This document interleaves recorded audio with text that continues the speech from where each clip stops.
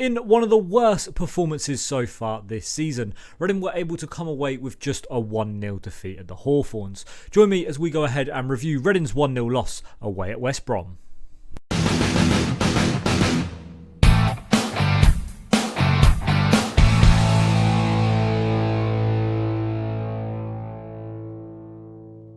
Hi guys, and welcome back to another episode here of Reading FC Away Days. I'm James, and today we're going to go ahead and sit down and talk to you guys about Reading's 1-0 loss at the Hawthorns as they were defeated 1-0 by West Bromwich Albion. Now, going into this game, I wasn't very confident myself, and I did predict that Reading would end up getting beat.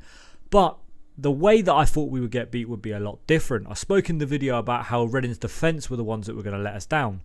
But throughout this game, it was actually our attack. Now, Reading failed to register a shot on target in this match, and at this level in the Championship, that is completely unacceptable. Now, I know Reading had 3 key players go out for injury, but at the same time, it's still unacceptable to even register a shot on target. Like, that's the bare minimum you expect. How are Reading expecting to score goals if we can't even have a shot on target? Now, I spoke about 3 changes being the main issue for Reading, and we'll go ahead and take a look at them 3 changes right now. It was actually John Swift, Danny Drinkwater and Andy Yiadom who were the 3 players that ended up losing their spot due to injuries. Swift and Drinkwater are brand new injuries that we didn't know about, with Yiadom obviously going off against Hull. That ended up meaning changes for the Reading side, and we ended up seeing Luke Southwood stay in goal. There were changes across the defence though, as Reading played a back 5, back 3, as they were able to play Tom Holmes alongside Scott Dan, with Liam Moore also in the centre-back positions. Ashcroft replaced the Andy Yiadom, and Baba Rahman retained his place at left wing-back. The midfield saw Josh Lauren now partnered up by Dejan Tetek, with Alan Halilovic and Tom Deli-Bashiru sitting just behind Andy Carroll. But, like I said, it's no real excuse. You shouldn't really be having no shots on target, especially at this level. We're playing a West Brom team who were quite low on confidence. They haven't really scored too many goals recently. I know they ended up beating Coventry, but they haven't really had the greatest of runs recently, and Reading had only lost 1 game in their last 5. So looking at it, Reading could have easily tried to take advantage of this game, but it's safe to say they didn't. Having a look at the West Brom side though, they were able to play Sam Johnson in goal. Jake Livermore and Adam Reach were playing at the back alongside Carl Bartley.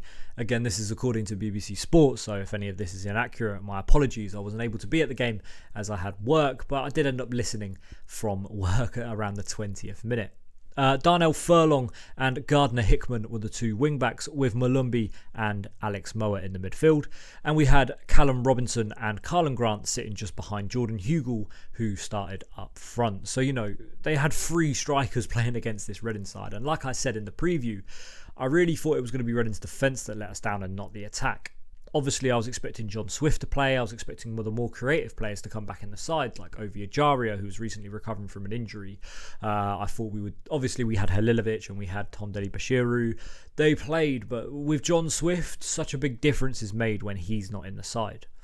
And listening in, it was safe to say West Brom completely dominated the game. It was just chance after chance after chance.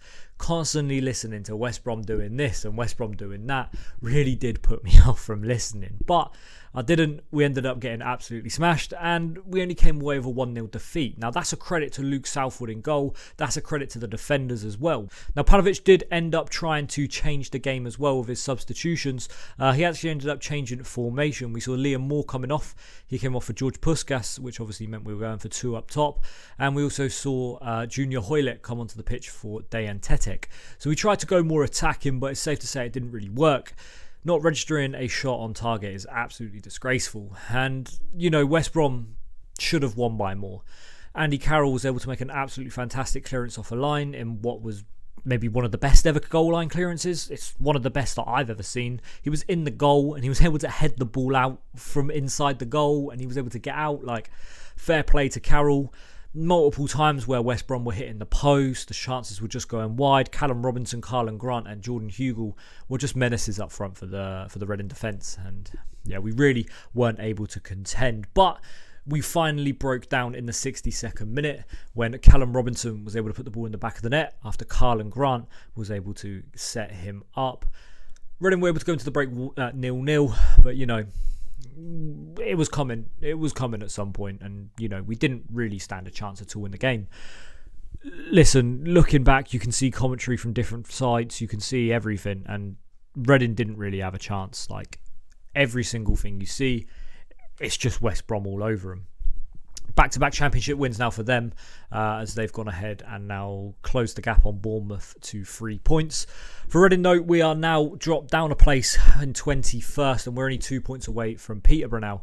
So a little bit concerning in that regard, but, you know, we got to go ahead and just move on to the next game, really, because that performance there was absolutely despicable. Just looking at the stats, I'll probably pull it up alongside as I'm talking about it, but 56 possession for West Brom, 25 shots to 4, 11 shots on target to 0, 6 corners to 1. Like, it was an old school bullying time. Like, they had the old school schoolyard headlock. They were nuggy in Reading.